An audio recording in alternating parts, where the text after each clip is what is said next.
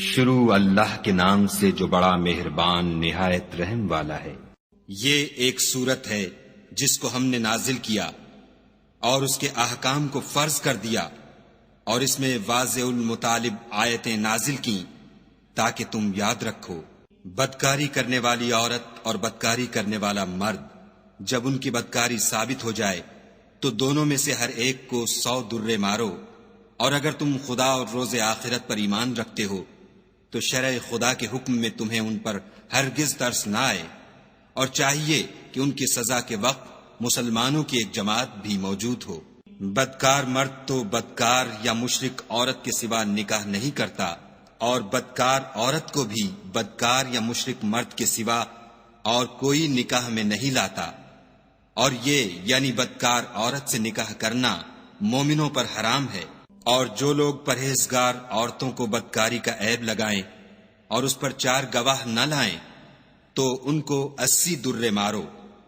اور کبھی ان کی شہادت قبول نہ کرو، اور یہی بد کردار ہیں۔ ہاں، جو اس کے بعد توبہ کر لیں اور اپنی حالت سنوار لیں تو خدا بھی بخشنے والا مہربان ہے۔ اور جو لوگ اپنی عورتوں پر بدکاری کی تہمت لگائیں اور خود ان کے سوا ان کے گواہ نہ ہوں تو ہر ایک کی شہادت یہ ہے کہ پہلے تو 4 بار خدا کی قسم کھائے کہ بے شک وہ سچا ہے، اور 5ویں بار یہ کہے کہ اگر وہ جھوٹا ہو تو اس پر خدا کی لعنت۔ اور عورت سے سزا کو یہ بات ٹال سکتی ہے کہ وہ پہلے 4 بار خدا کی قسم کھائے کہ بے شک یہ جھوٹا ہے، اور 5ویں دفعہ یوں کہے کہ اگر یہ سچا ہو تو مجھ پر خدا کا غضب نازل ہو۔ اور اگر تم پر خدا کا فضل اور اس کی مہربانی نہ ہوتی تو بہت سی خرابیاں پیدا ہو جاتی، مگر وہ صاحب کرم امیم ہے، اور یہ کہ خدا توبہ قبول کرنے والا اور حکیم ہے۔ جن لوگوں نے بہتان باندھا ہے تم ہی میں سے ایک جماعت ہے، اس کو اپنے حق میں برا نہ سمجھنا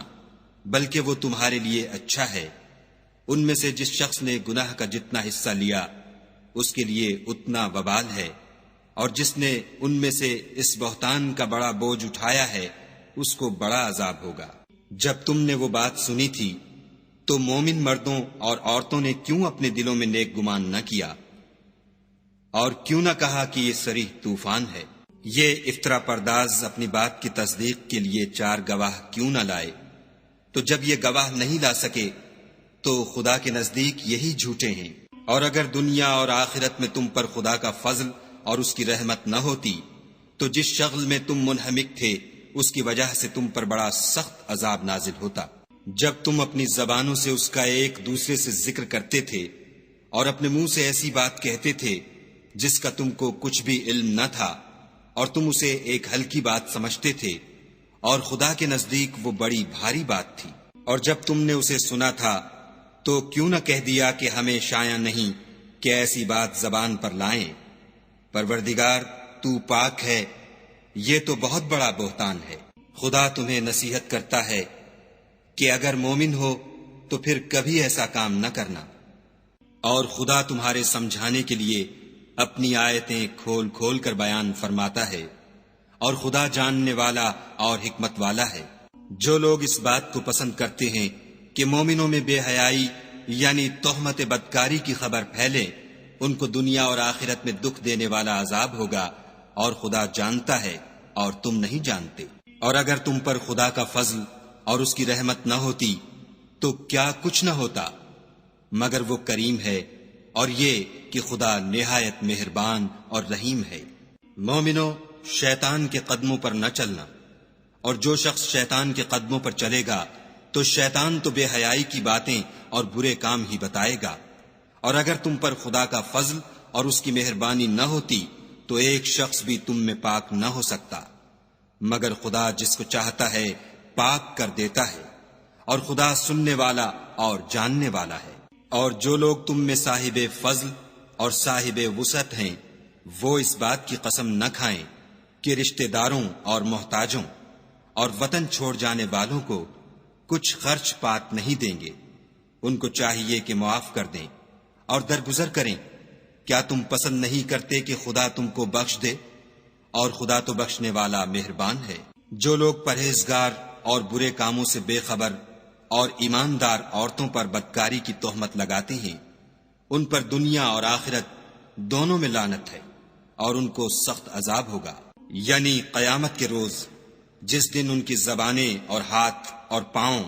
سب ان کے کاموں کی گواہی دیں گے۔ اس دن خدا ان کو ان کے اعمال کا پورا پورا اور ٹھیک بدلہ دے گا،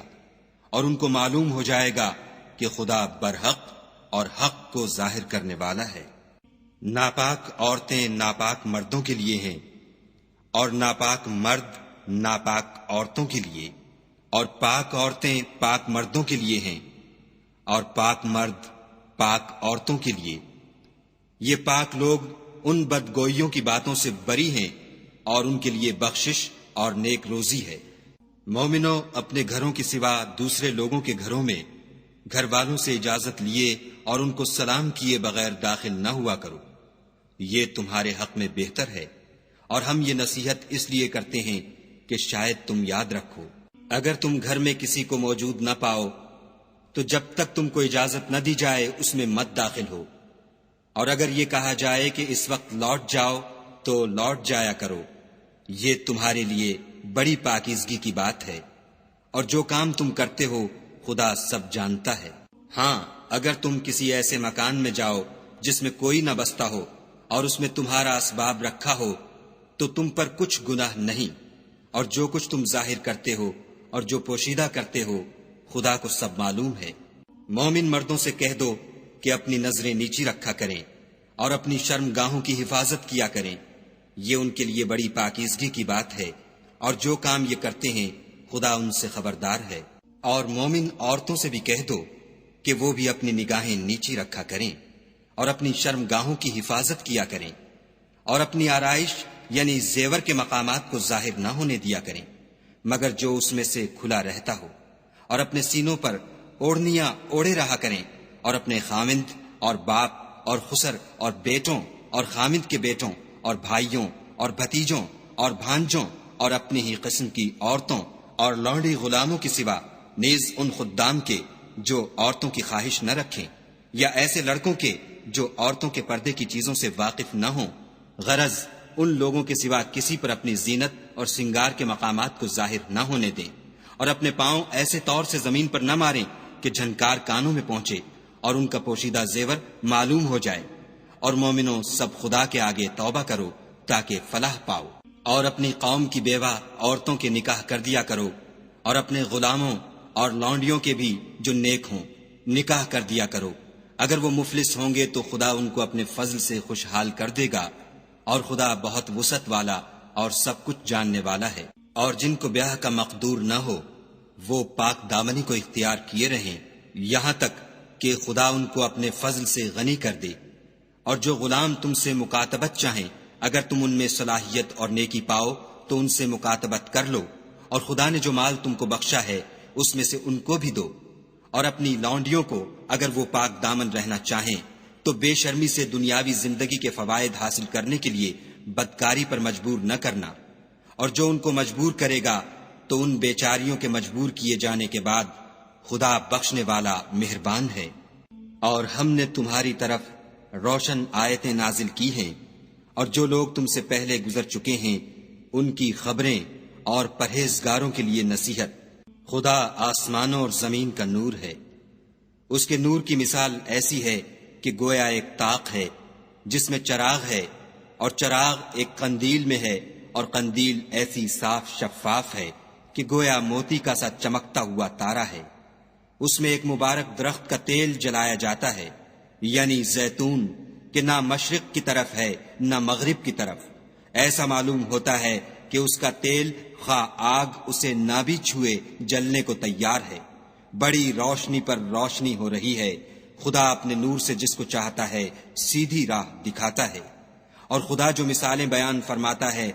تو لوگوں کے سمجھانے کے لیے، اور خدا ہر چیز سے واقف ہے۔ وہ قندیل ان گھروں میں ہے جن کے بارے میں خدا نے ارشاد فرمایا ہے کہ بلند کیے جائیں، اور وہاں خدا کے نام کا ذکر کیا جائے، اور ان میں صبح و شام اس کی تسبیح کرتے رہیں۔ یعنی ایسے لوگ جن کو خدا کے ذکر اور نماز پڑھنے اور زکوٰۃ دینے سے نہ سوداگری غافل کرتی ہے نہ خرید و فروخت۔ وہ اس دن سے جب دل خوف اور گھبراہٹ کے سبب الٹ جائیں گے اور آنکھیں اوپر چڑھ جائیں گی ڈرتے ہیں، تاکہ خدا ان کو ان کے عملوں کا بہت اچھا بدلہ دے اور اپنے فضل سے زیادہ بھی عطا کرے، اور خدا جس کو چاہتا ہے بے شمار رزق دیتا ہے۔ اور جن لوگوں نے کفر کیا ان کے اعمال کی مثال ایسی ہے جیسے میدان میں ریت کہ پیاسا اسے پانی سمجھے،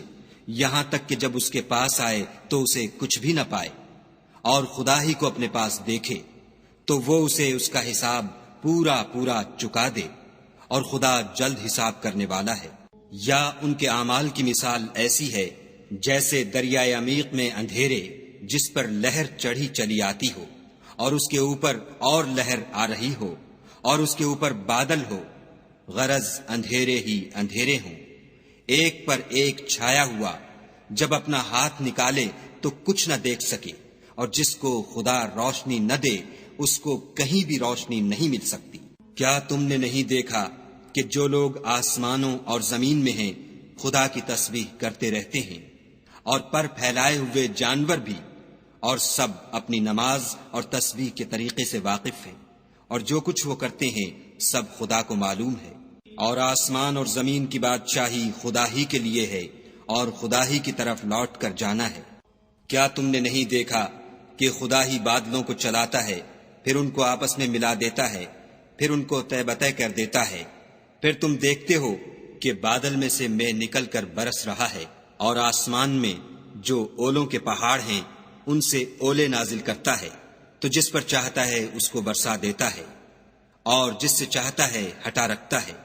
اور بادل میں جو بجلی ہوتی ہے اس کی چمک آنکھوں کو خیرہ کر کے بینائی کو اچکے لیے جاتی ہے۔ خدا ہی رات اور دن کو بدلتا رہتا ہے، اہل بصارت کے لیے اس میں بڑی عبرت ہے۔ اور خدا ہی نے ہر چلنے پھرنے والے جاندار کو پانی سے پیدا کیا، تو ان میں سے بعض ایسے ہیں کہ پیٹ کے بل چلتے ہیں، اور بعض ایسے ہیں جو 2 پاؤں پر چلتے ہیں، اور بعض ایسے ہیں جو 4 پاؤں پر چلتے ہیں۔ خدا جو چاہتا ہے پیدا کرتا ہے، بے شک خدا ہر چیز پر قادر ہے۔ ہم ہی نے روشن آیتیں نازل کی ہیں، اور خدا جس کو چاہتا ہے سیدھے رستے کی طرف ہدایت کرتا ہے۔ اور بعض لوگ کہتے ہیں کہ ہم خدا پر اور رسول پر ایمان لائے اور ان کا حکم مان لیا، پھر اس کے بعد ان میں سے ایک فرقہ پھر جاتا ہے، اور یہ لوگ صاحب ایمان ہی نہیں ہیں۔ اور جب ان کو خدا اور اس کے رسول کی طرف بلایا جاتا ہے تاکہ رسول خدا ان کا قضیہ چکا دیں، تو ان میں سے ایک فرقہ منہ پھیر لیتا ہے، اور اگر معاملہ حق ہو اور ان کو پہنچتا ہو تو ان کی طرف مطیع ہو کر چلے آتے ہیں۔ کیا ان کے دلوں میں بیماری ہے، یا یہ شک میں ہیں، یا ان کو یہ خوف ہے کہ خدا اور اس کا رسول ان کے حق میں ظلم کریں گے؟ نہیں، بلکہ یہ خود ظالم ہیں۔ مومنوں کی تو یہ بات ہے کہ جب خدا اور اس کے رسول کی طرف بلائے جائیں تاکہ وہ ان میں فیصلہ کریں تو کہیں کہ ہم نے حکم سن لیا اور مان لیا، اور یہی لوگ فلاح پانے والے ہیں۔ اور جو شخص خدا اور اس کے رسول کی فرما برداری کرے گا اور اس سے ڈرے گا تو ایسے ہی لوگ مراد کو پہنچنے والے ہیں۔ اور یہ خدا کی سخت سخت قسمیں کھاتے ہیں کہ اگر تم ان کو حکم دو تو سب گھروں سے نکل کھڑے ہوں۔ کہہ دو کہ قسمیں مت کھاؤ، پسندیدہ فرما برداری درکار ہے، بے شک خدا تمہارے سب اعمال سے خبردار ہے۔ کہہ دو کہ خدا کی فرما برداری کرو اور رسول خدا کے حکم پر چلو۔ اگر منہ موڑو گے تو رسول پر اس چیز کا ادا کرنا ہے جو ان کے ذمے ہے، اور تم پر اس چیز کا ادا کرنا ہے جو تمہارے ذمے ہے، اور اگر تم ان کے فرمان پر چلو گے تو سیدھا رستہ پالو گے۔ اور رسول کے ذمے تو صاف صاف احکام خدا کا پہنچا دینا ہے۔ جو لوگ تم میں سے ایمان لائے اور نیک کام کرتے رہے، ان سے خدا کا وعدہ ہے کہ ان کو ملک کا حاکم بنا دے گا جیسا ان سے پہلے لوگوں کو حاکم بنایا تھا، اور ان کے دین کو جسے اس نے ان کے لیے پسند کیا ہے مستحکم و پائیدار کرے گا، اور خوف کے بعد ان کو امن بخشے گا۔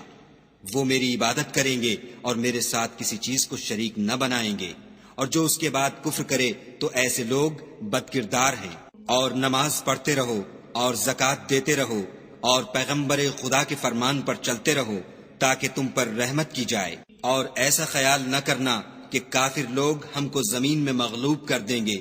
یہ جا ہی کہاں سکتے ہیں، ان کا ٹھکانہ دوزخ ہے، اور وہ بہت برا ٹھکانہ ہے۔ مومنو، تمہارے غلام، لونڈیاں اور جو بچے تم میں سے بلوغ کو نہیں پہنچے 3 دفعہ یعنی 3 اوقات میں تم سے اجازت لیا کریں، ایک تو نماز صبح سے پہلے، اور دوسرے گرمی کی دوپہر کو جب تم کپڑے اتار دیتے ہو، اور تیسرے عشاء کی نماز کے بعد۔ یہ 3 وقت تمہارے پردے کے ہیں، ان کے آگے پیچھے یعنی دوسرے وقتوں میں نہ تم پر کچھ گناہ ہے اور نہ ان پر کہ کام کاج کے لیے ایک دوسرے کے پاس آتے رہتے ہو۔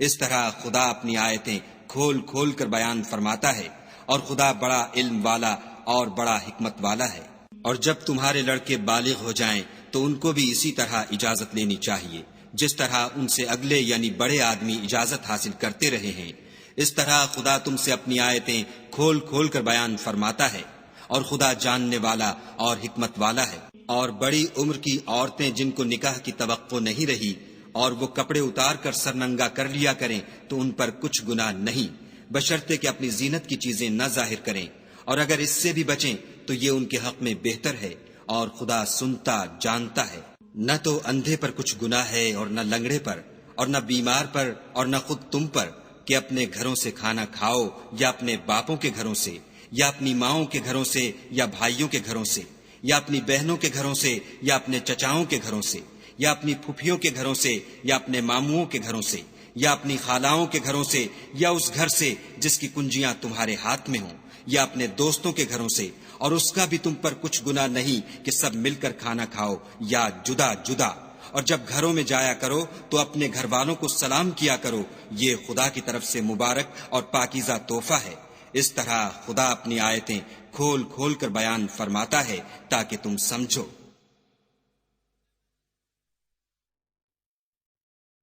مومن تو وہ ہیں جو خدا پر اور اس کے رسول پر ایمان لائے، اور جب کبھی ایسے کام کے لیے جو جمع ہو کر کرنے کا ہو